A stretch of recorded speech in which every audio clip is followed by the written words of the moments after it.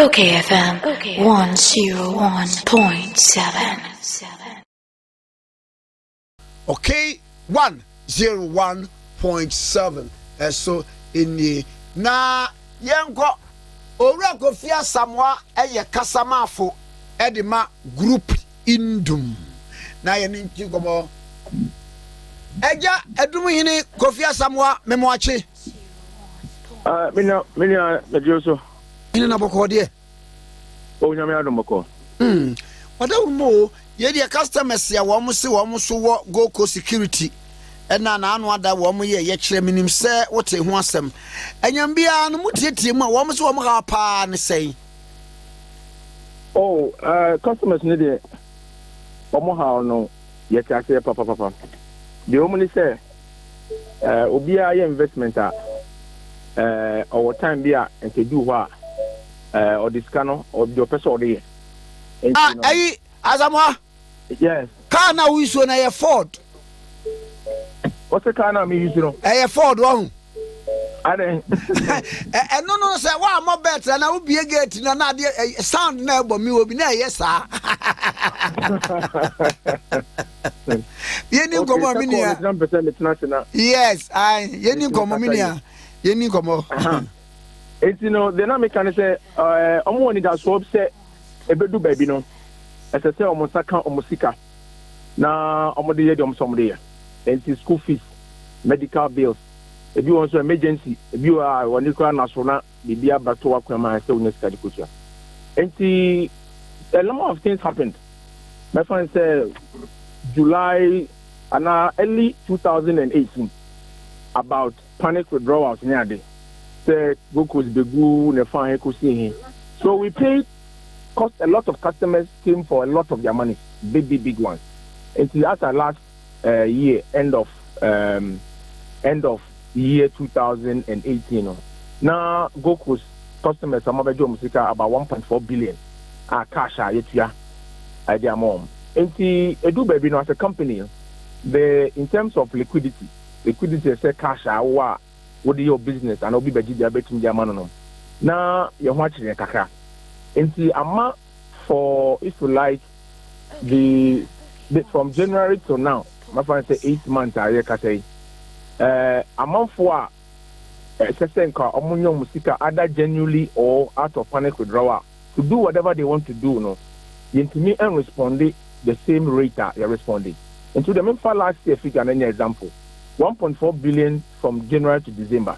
And this year around 200 million and so on and so forth. So it means that when they compare, there will be a gap of some if you compare demand now, the demand is higher than how we have been able to respond to the customers' demand or request for their money, whether full or partial amount of their investment. Okay. And to be honest with you, some customers, some of them call demonstration. We go minimum.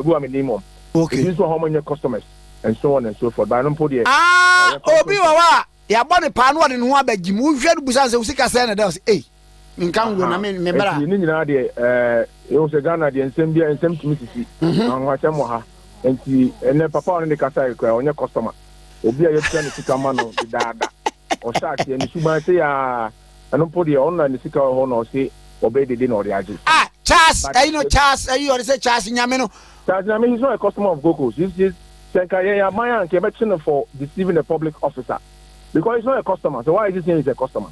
He's lying to everybody. He's not a customer of Goku's. Oh, okay. He's not a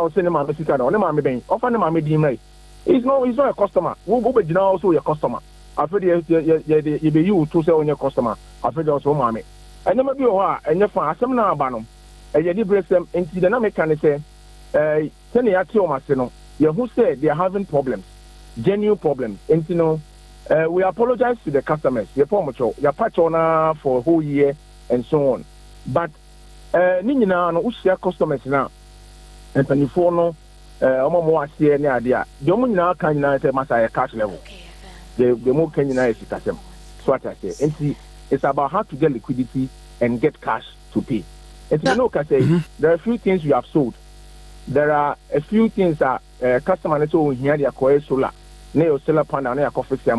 Now asumdiaba obi o ha o se opeka car na ye obi a ye o cars bi a na ye ton ye obi a ye 50-50 arrangement na ye do investment net ya genset and so on and so forth. So we have tried different means to pay the customers their money. As a result of liquidity challenge na ye nya no. Opadi na chese metwase yi a obi o wa e bia oba sika no liquidity challenge ni chese yentimi nya sika no e ma won manu ya na emum edan no opese oboso yenso kura no e bia ye wo nipa bia ne o mu dili a o metimi abodan so ama ne dia ti sika no bie ni amo aye ne sa kama. Yes.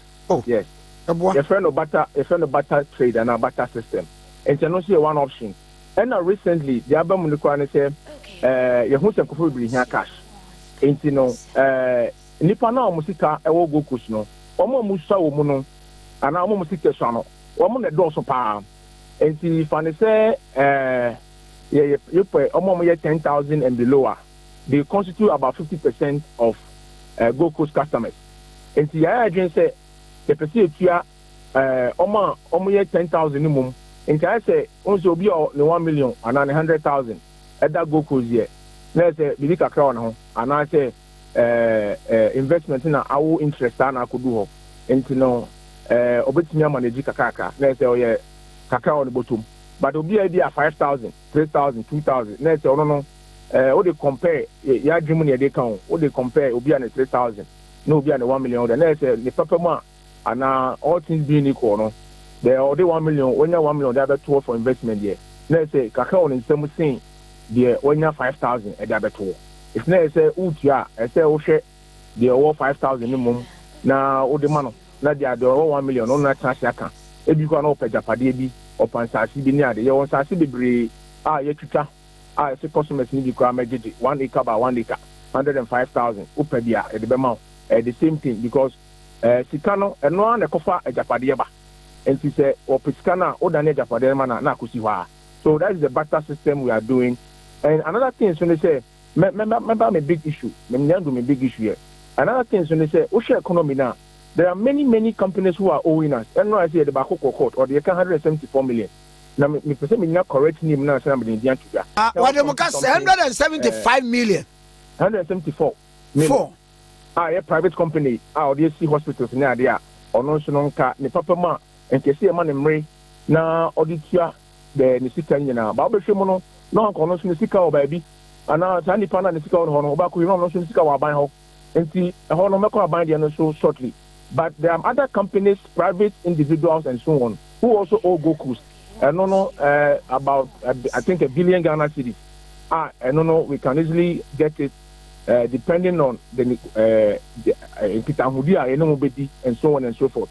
But the Akofa day when you say a friend is saying individuals here they can go into difficulties. When say what's near Kofa Tika say Okofa no beton. Maybe a Bessiana customers here are Monokase, become the best investment. Investment here is the emphasis can be. And the kind of movie say the enfant set up radio station. Maybe a manage to radio station, they didn't see it mean Juma. And that person may not be able to pay the money back the way I think I in that case, Nipano, a bad man, Kakana said that chance no 26. And you know your one side. And all these individuals, I'm about media, I see about $1 billion CDO, which is like from commercial paper near there. They just borrowed cash and they have to pay. For various reasons, they will not be able to pay now. And on that chain. So we are pursuing to get the money and pay the customers.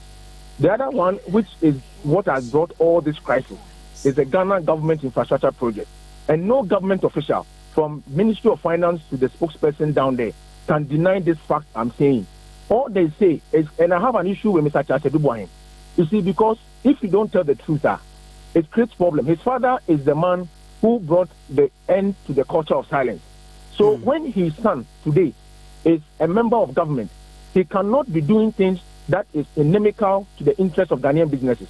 Mr. Chasedubuahin, on the 7th of August, extra letter man, Dr. Parko Syndrome, say they are validating IPCs that Dr. Ndum Dibro say abide the Omoka until they have to pay. In that letter, Chasedubuahin said that they themselves, IPC now, Ghana government, and Nankasa no issue, they are validating those IPCs. Mr. Kenoforeta and saying Okokan say you establish a National Development Bank. In that interview now, or mass announcement, he said he used another word called verification. Journalist Busani say, what about contractors that you owe? Before kind of say, when we verify, we will pay. I'm telling you, Chief, on authority, that verification process is a deliberate move to deny his money and causing all this problem. And you can put it on record. Because in my view, in my small legon that I went to, Minister of Finance cannot take 3 years. Fine issued by government of Ghana. IPC na meka ho asem no. Enye OKFM for the issue here. Enye Dr. Nduom any issue here. They were issued by Ghana government appointed consultant engineers on all the projects that we funded. And they give you an IPC. Mako Legon. One my certificate. Me say me the correct masters for Oxford.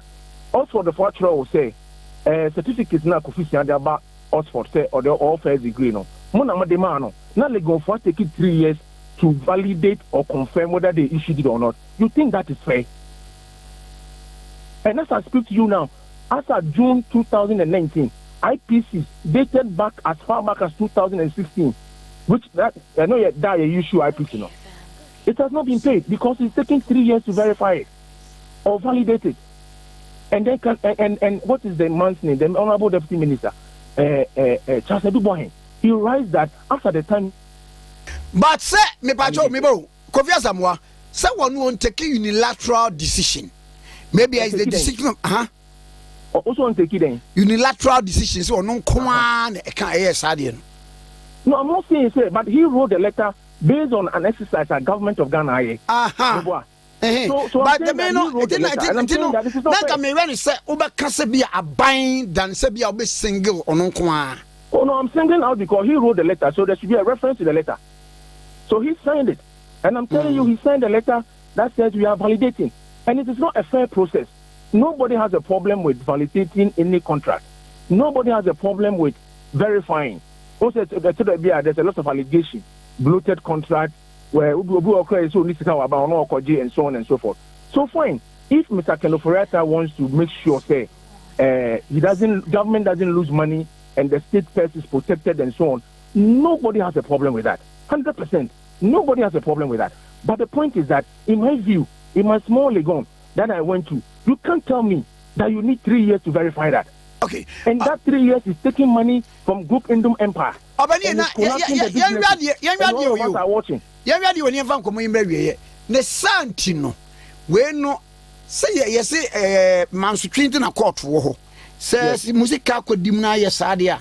don't you go to court? We have gone to court, and Chief, listen to the interesting part. When we went to court, first of all, as soon as we court, as I said, letter, Attorney General, we wrote those letters. Now the woman said there are so many contracts, thousands of contracts, and the master cannot do so. But the interesting thing about the law is each of them you must write the notice for a particular, like a kind of saying, each of the cases there you must write the same notice they are going to sue. It's just a few of them, about 10 or so, to write to Attorney General. No response to us. So we proceeded to go to court. As we speak, some of them we have gotten judgment. They found a default judgment. The Attorney General Department or the defendant didn't come to court to defend it. Now, under court judgment now, total money on court judgment now, I think it's about 47 million. I need to check the details well. Now, when you get judgment like that, meaning OKFM director, when you get judgment like that, do you know what it means? You must go and execute on file entry of judgment and so on. Or the lawyer for they will take you to the process. Now, which government property are we going to seize? Now, what I mean, okay, say, Makosi government property. Say, they don't over at all. So, you see, when people say we should go to court, it is not that we don't know the way to court. But the process is not the most efficient way of solving the problem. So, we can go to court. We have gone to court. As I speak, we have 47 million cedis in judgment or default judgment. So, we have to go and look for government properties and see. You think we have that capacity and the strength to go through that? And who will even buy when we attach those buildings? Because you see, we also have properties of people, contractors and so on, that we have put for sale. But there's no liquidity in the system for people to buy. So it's not an easy process. The most easy and efficient process is to pay the money that you due contractors, which you have issued certificate on.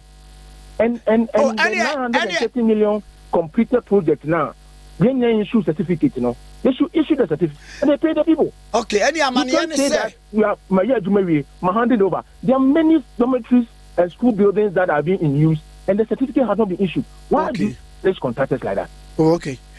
Upon the medal, no pay. Yamin Shroud. Ora Kofi Asam why Kasama for Edinburgh Groupe Nduom. Nature say, Omo modern say, Bitimiana Monsa etimiaka. Okay, FM 101.7.